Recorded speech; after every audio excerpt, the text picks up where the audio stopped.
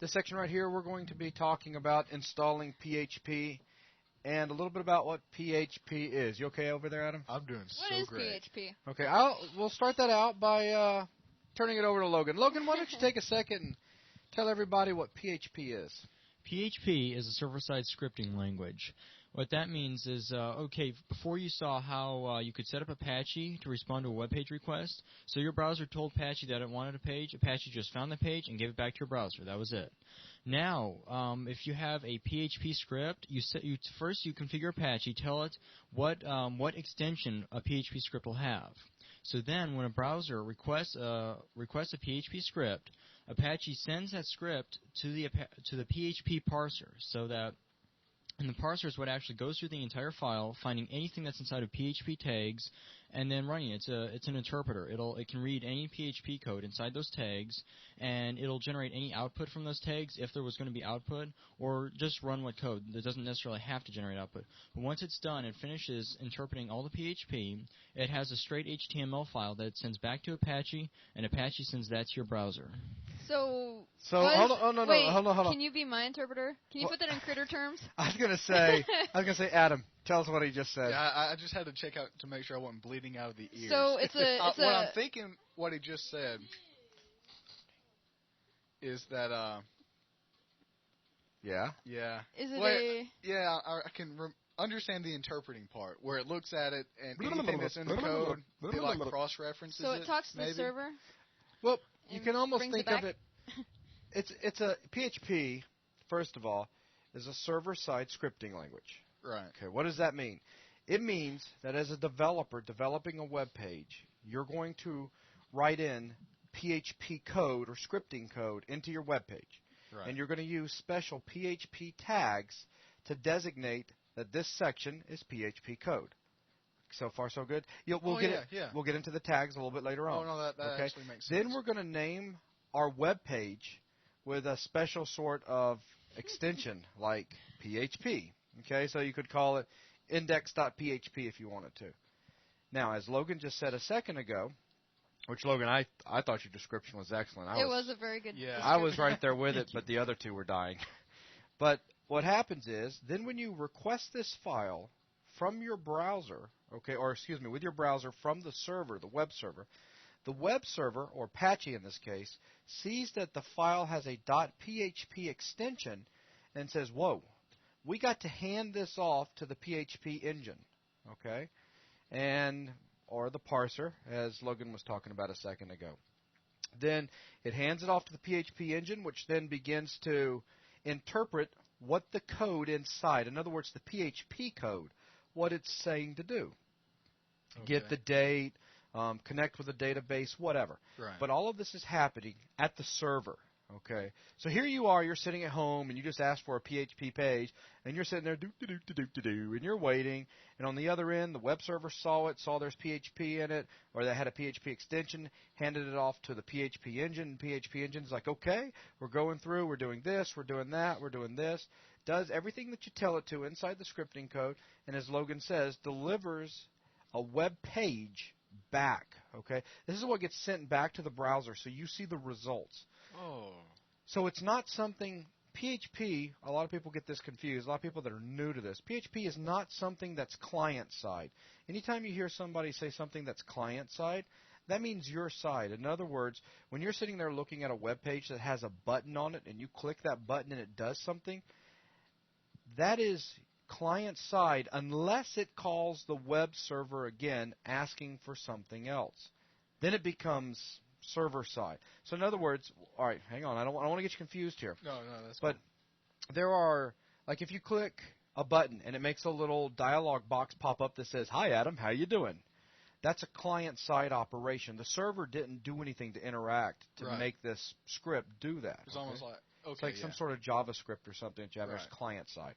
But there are a lot of things that you can do server side. And later on in this CD, we're going to get into, connecting with a database, and we're going to make requests through our HTML code, and we'll use PHP tags. We'll make requests that we connect to a particular database, We open up a particular table, and we grab some records out and return them back to us in some sort of a web page format. Okay.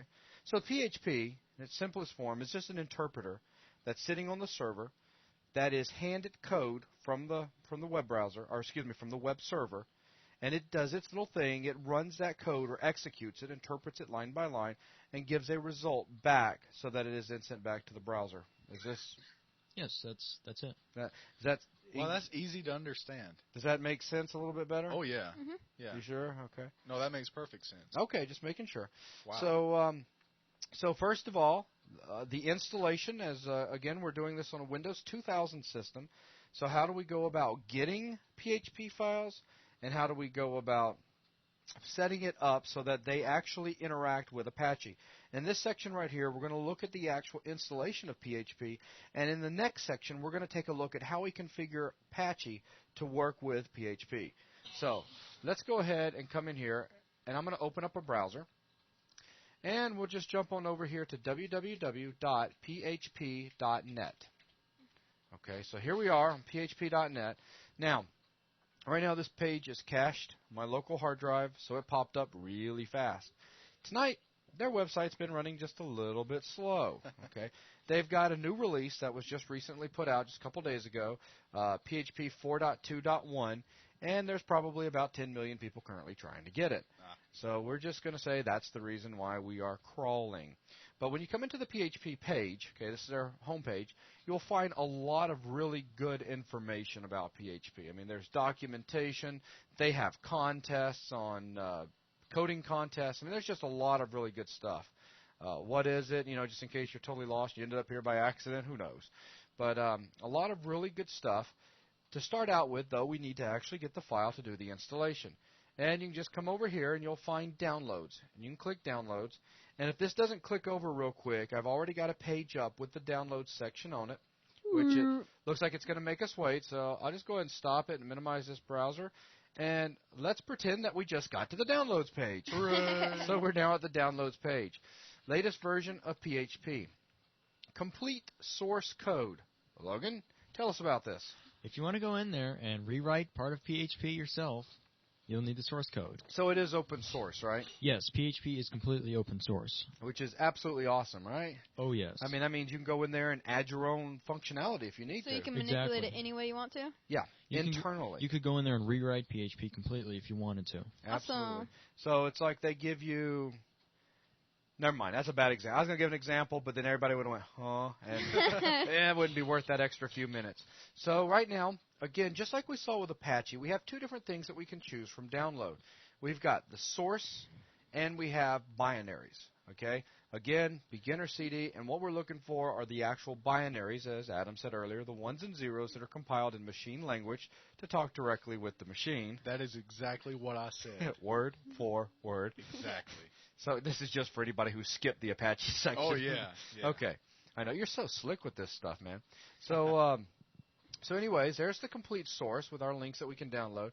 And we come on down lower, and we've got Windows binaries. And again, this is Windows 2000 that we're working on. It can also be used on Windows 95, 98, and Millennium, and NP and XP as well. Let's come on down here.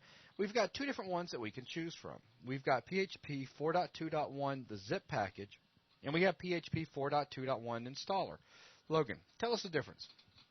The zip package just contains the actual files, the actual PHP engine, basically. The installer has the same stuff, but it's used for it can automatically set PHP up. The web server has to be configured to use PHP, and you would use the installer to configure it. Right now, I don't think they have the installer working with Apache, so we're just going to use the zip package and configure PHP with Apache ourselves. Absolutely. The installer would be like if you had like IIS. Yeah. It is capable of auto configuring for IIS. So you might want to use the installer if it would be just a little faster. So for those of you sitting out there that are going, IIS, the Microsoft's web server that ships with NT, XP, etc., the IIS is what it's called. And what Logan was talking about is, when you get PHP on your system, you've got to configure it to work with the web server. Right. I mean, it's just not an automatic thing. The web server's got to know, hey, I just got a PHP document. Where is this dude I need to hand it off to? So they got to be configured. Well, with Apache, we're going to go in there in this next section, and we're going to configure it manually.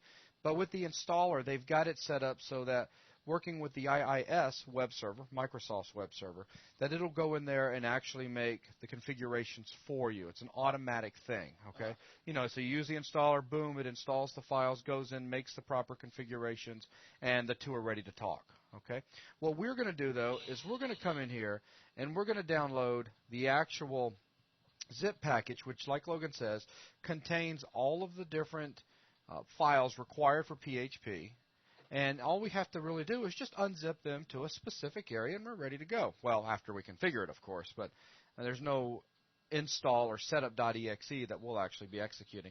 So you just come in here, click this, and do a save as, and pick where you'd like to save it to.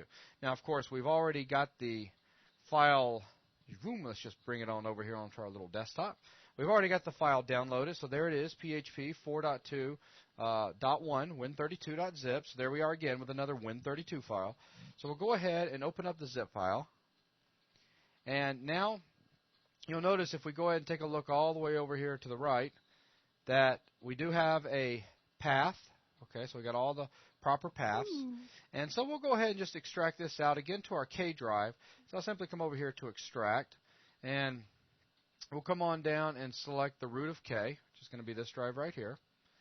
And we want to extract all the files, and we want to use the folder names that have been saved inside this inside this zip file. So I'll go ahead and hit extract, and so there it goes, extracting all the good stuff out. What does PHP stand for? Where do babies come from? You tell me. Pink, honey. No, I don't know. Personalized homing precision. Well, I don't care you're anymore. in charge. Nope, you're in charge of telling me that for the configuring section. Okay. You'll tell our viewers that. So you gotta go do some homework. So Okay. we'll go ahead and close this down. If we come up underneath our K drive now, you'll see there's the PHP folder with all of the files up underneath it for PHP. Okay. The first thing I want to do, since we're going to be using the name of this folder and configuring with Apache, is I'm just going to come in here and rename it. So I'll just rename it PHP, and that'll work for me. Does that work for you, Logan? Yep, that's good. That's what I do. And now if we go ahead and come in here, you're going to find inside the PHP folder, you're going to find an install.txt file. Come in here and we can open it up. And no, you don't want to open it in that. Let's go ahead and open it in Notepad. There we go. And inside here, you're going to find a bunch of different information regarding the install and a couple of things that we're going to talk about in the next section on how we can configure this with Apache. So make sure you read through here, a lot of good information. But go ahead and go on to the next section, and you'll see what's going to be required to configure this thing to work with Apache. We do have to move one file. We do, but let's go ahead and save that one for the configure thing. Okay. So is configure next? So, yeah, configure is So next. that's when I tell everyone. So that's pretty much it, okay? Yes, that would be it For just simply Just installing. I getting mean, it's just a matter of just- getting the zip file and unzipping it. Sounds pretty darn easy. Yeah, that's easy. It literally is just that easy. All right, well, that's it. Thanks, guys.